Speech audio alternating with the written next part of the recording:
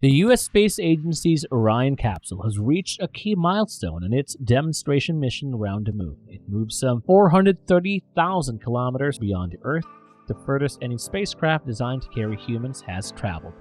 The ship is uncrewed on this occasion, but if it completes the current flight without incident, astronauts will be on the next outing in 2 years' time.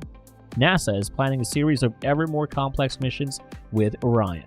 The craft survived a 26-day voyage in a scorching descent. Now it's time for NASA engineers to learn what went wrong and what went right. After circling the moon for the past 3 weeks, NASA's Orion capsule splashed down under parachute yesterday morning off the coast of Mexico's Baja, California, near Guadalupe Island, marking an end to the Artemis program's first major lunar mission. Orion was then scooped up by a recovery crew and sent to port in San Diego, carried in the well of the Navy ship USS Portland. With Artemis 1 in the books, NASA will scrutinize the capsule's performance, making sure it is safe for future crewed trips to the moon, including a much-anticipated lunar landing in 2026. It's a historic achievement because we are now going back into deep space with a new generation, said NASA Chief Bill Nelson following Orion's splashdown. This is a defining day. It is one that marks new technology, a whole new breed of astronaut, a vision for the future.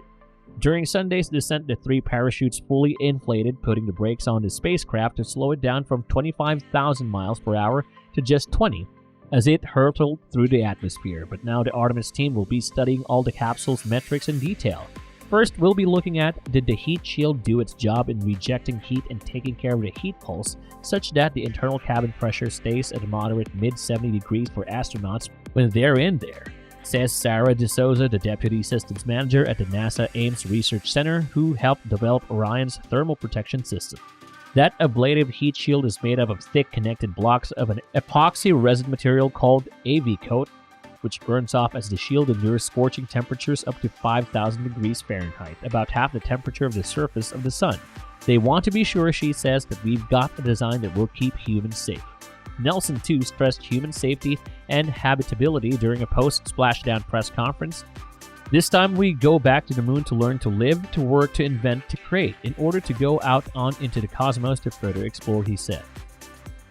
The plan is to get ready to go with humans to Mars in the late 2030s and that even further beyond. Orion was originally planned to splash down off the coast of San Diego, but the weather forecast there made that a no-go, and the flight director adjusted its trajectory.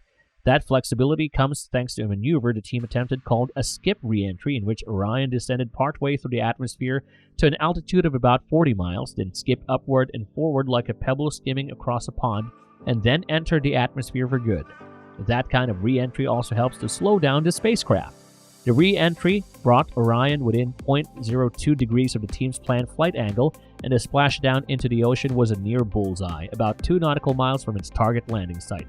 Once the chutes drifted down, all 5 balloon-like bags inflated, keeping Orion upright in the water. NASA and Navy officials on the recovery team in helicopters and boats then made their approach, preparing to retrieve the spacecraft and stow it in the belly of the USS Portland for the trek back to shore. In the coming months, the Artemis team will also study data taken from the communication systems and the many phased radiation sensors attached to the 3 mannequins aboard Orion. That information, important for maintaining a habitable capsule for the crew and ensuring communication between the craft and engineers on the ground, will help the team prepare for Artemis 2. On that trip, planned for 2024, astronauts will fly around the moon in a second version of the Orion spacecraft and scope out potential landing spots for the 3rd mission. NASA and its international and commercial partners are already at work at that new capsule, the Space Launch System rocket and boosters that will launch it in the European service module that propels, powers, and cools it. The team may tweak the design of some of these systems depending on their analysis of Artemis 1. NASA already knows that much went right on the inaugural 26-day, 1.4 million-mile mission, despite several launch delays caused by persistent hydrogen leaks and the unlucky arrival of a hurricane.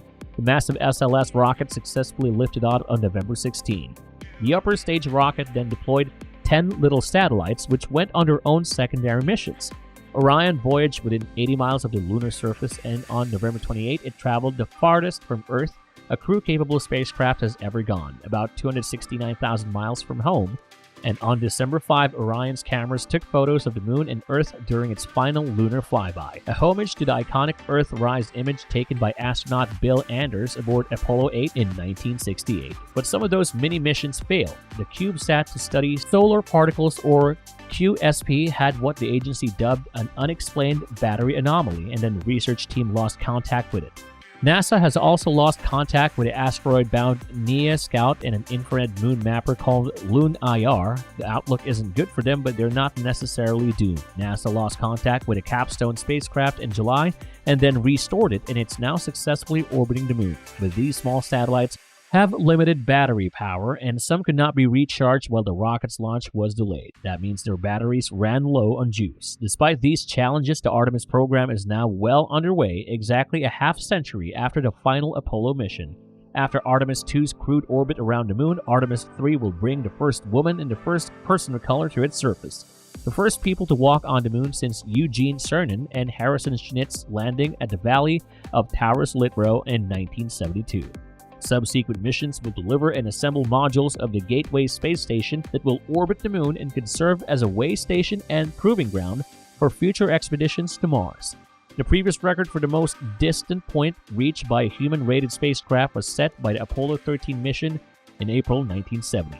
It went out to 400,171 kilometers from Earth as its crew fought to navigate their way home following an explosion in their capsule service module. One of the mannequins on board Orion has been nicknamed Commander Munikin Campos in honor of Arturo Campos, a NASA engineer who played a critical role in helping to get the troubled Apollo 13 back. The first crewed Artemis mission is presently scheduled for late 2024. An Orion flight that would also see astronauts go down to the lunar surface could occur as early as 2025 or 2026. Of course, Artemis builds on Apollo, NASA Administrator Bill Nelson said. Not only are we going further and coming home faster, but Artemis is paving the way to live and work in deep space, in a hostile environment, to invent, to create, and ultimately to go on with humans to Mars. As Orion gently splashed down into the ocean yesterday, NASA commentator Rob Navia reflected on what that achievement meant, from Tranquility Base to Taurus Littrow to the tranquil waters of the Pacific. The latest chapter of NASA's journey to the moon comes to a close. Orion back on Earth, he said. He described Orion as NASA's new ticket to ride to the moon and beyond.